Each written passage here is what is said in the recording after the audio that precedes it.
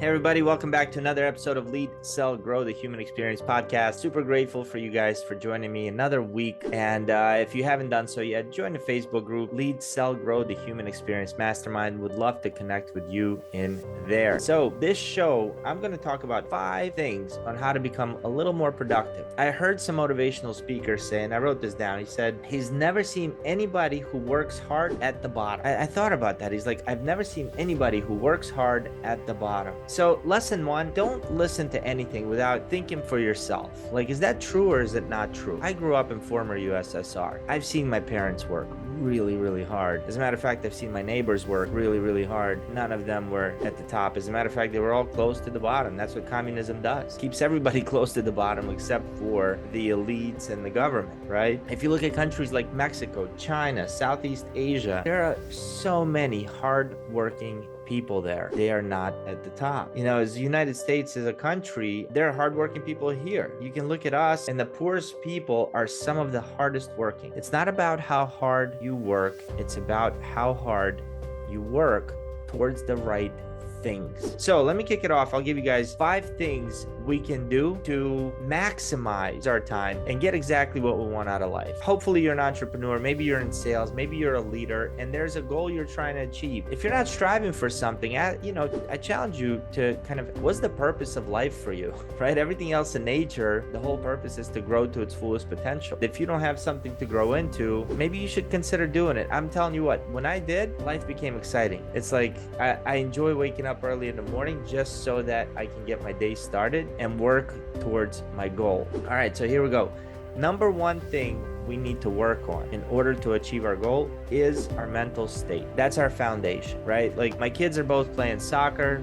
They're in travel soccer. Sometimes you see a kid start running out on the field and his cleats are untied. What do? First thing they do is they stop, they tie their cleat. Not all the kids, but the smart ones do. The reason they do that is because they can't play a great game. They can't run as fast as they possibly can with a shoestring that's hanging loose, right? God forbid they step on it, they trip over it. It's a hazard. And so what I notice quite a few entrepreneurs doing is they'll just wake up, they're already in a rush, they're reacting to their day, their mindset's not right, yet they're going out there with that in that state of mind. So if you wake up and you find yourself not in the best of mood, you find yourself a little down, maybe depressed, what do you do in those cases, right? Do you even know that you probably should not go see clients? Do you know that you probably should not start working if you're in that state of mind? Now, I'm not saying go back to sleep and forget about it and, wait till you're happy to get to work, because that's a recipe for disaster in itself. But what I am saying is it's your duty to get yourself out of that state of mind. So like Tony Robbins will do, he'll start jumping up and down and saying, I love myself to change the state. I tried it. I got to tell you, it worked. Another thing I like to do, rampage of gratitude. Set a timer for 2 minutes. Start writing out everything you're grateful for. And if you don't feel like you have something to be grateful for, be grateful that you woke up. Be grateful that you have something to write with and write on. Be grateful you have a roof under your head. Be grateful you got all your limbs. Be grateful you can breathe. Be grateful for your health. Be grateful for your friends, your family. You see where I'm going?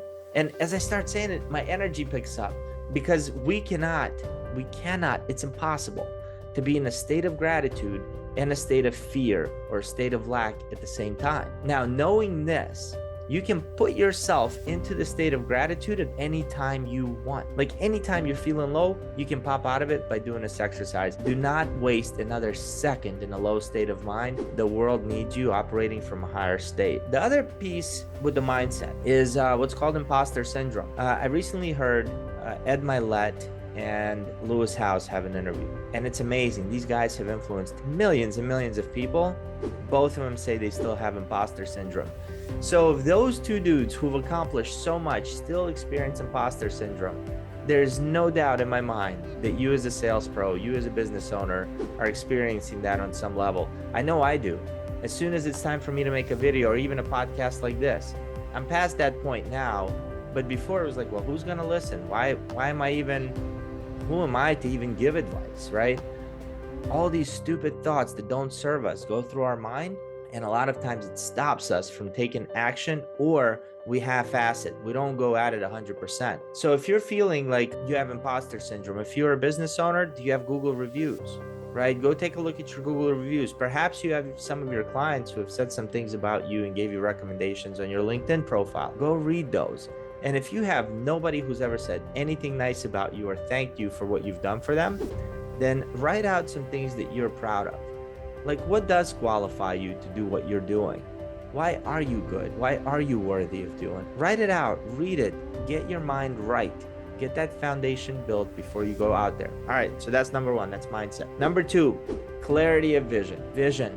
Like tomorrow, my family and I, we're gonna go on a cruise. We know we gotta be at Fort Lauderdale. I know I'm gonna drive from here where I am in Florida to Fort Lauderdale. I'm gonna park my car. I know the ship, I know the destinations. There's no doubt in my mind where I'm gonna end up. I'm gonna end up on a ship heading towards our destinations on this cruise. Absolutely no doubt in my mind that's gonna happen. Why? Because there's clarity. I bought tickets. I know where it's going. And you know, we can do the same thing for our day.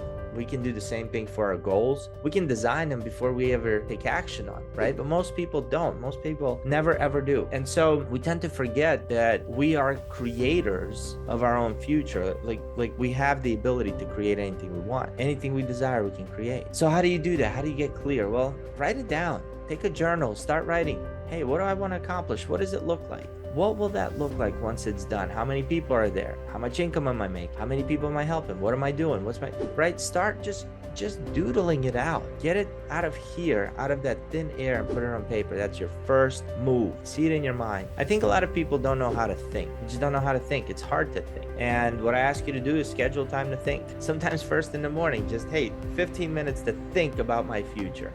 Imagine how much further you will be if you add thinking time to your day. Intentional thinking time, visualization time.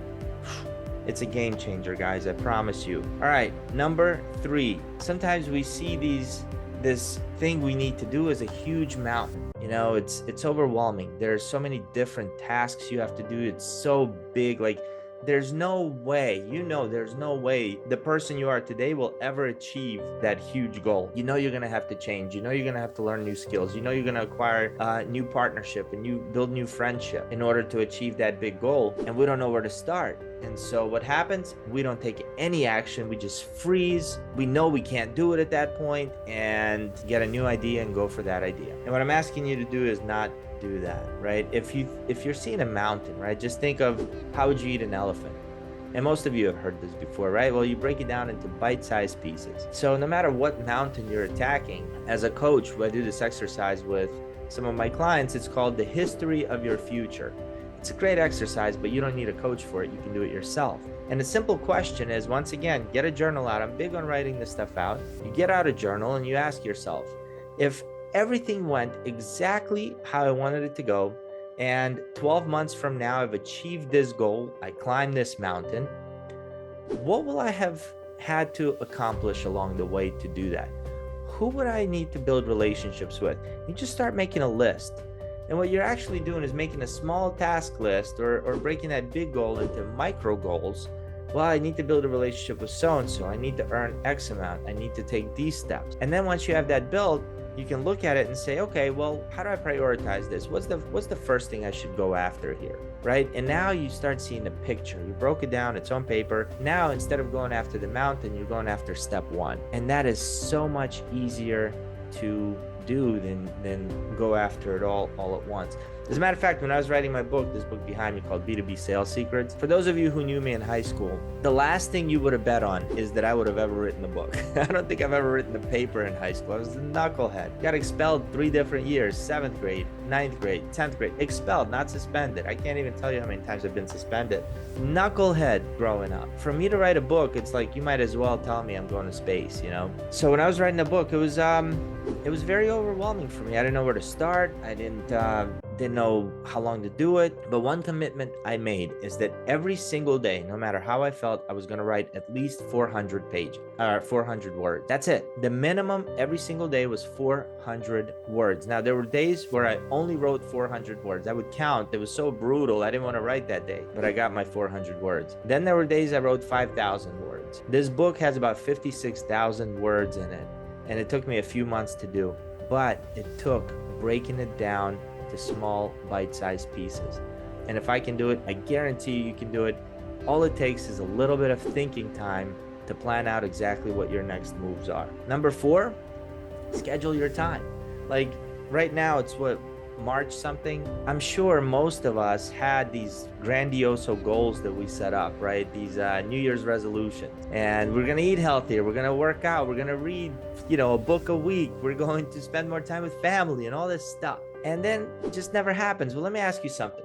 If you're in that boat, right? Like if that sounds like you, did you schedule the time? Like, did you say, I'm going to spend more time with my family? Did you put that in your calendar? I'm going to go work out more. Did you put that in your calendar? I'm going to eat healthier. Did you put that in your calendar? Did you actually create a step-by-step plan?